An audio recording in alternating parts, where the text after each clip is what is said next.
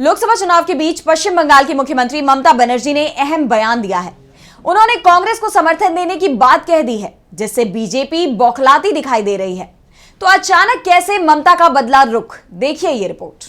पश्चिम बंगाल की मुख्यमंत्री ममता बनर्जी ने बीजेपी की टेंशन बढ़ा दी है। ममता ने कांग्रेस के समर्थन का ऐलान कर दिया है। ममता ने कहा कि पश्चिम बंगाल में हमारा गठबंधन कांग्रेस से नहीं हो पाया। यहाँ टीएमसी सभी 42 सीटों पर चुनाव लड़ रही है, लेकिन पश्चिम बंगाल को छोड़कर देश के अन्य सभी राज्यों में टीएमसी कांग्रेस को अपना समर्थन देगी। ममता के ऐलान से कांग्रेस को पूर्वोत्तर के साथ ही गोवा में भी बड़ी मदद मिलती दिखाई दे रही है।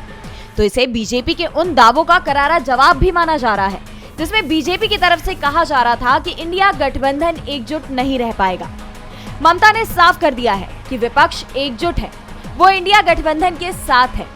दरअसल ममता बनर्जी और कांग्रेस के बीच पश्चिम बंगाल में भी सीट बंटवारे पर लंबी चर्चा चली थी, लेकिन सीटों की संख्या को लेकर बात नहीं बन पाई और दोनों ही दलों को अलग अलग चुनाव लड़ना पड़ा। बाद में कांग्रेस ने वाम दलों से गठबंधन कर लिया और वो बंगाल में 13 सीटों पर चुनाव लड़ रही है। बची हुई 29 सीटों पर वाम दलों ने अपने उम्मीदवार उतारे हैं। वैसे कांग्रेस की तरफ से तो पहले से ही दावा किया जा रहा था कि टीएमसी के साथ बंगाल में भले ही सीट बंटवारा नहीं हो पाया, लेकिन टीएमसी हमारे साथ ही है। और अब ममता ने भी कांग्रेस के दावों पर मुहर लगा दी है।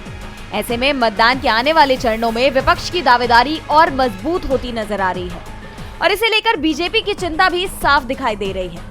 एक तो पहले 2 चरणों में कम मतदान के चलते बीजेपी पहले से ही परेशान थी और अब ममता ने उनकी इस परेशानी में इजाफा कर दिया है। डीबी लाइव की रिपोर्ट।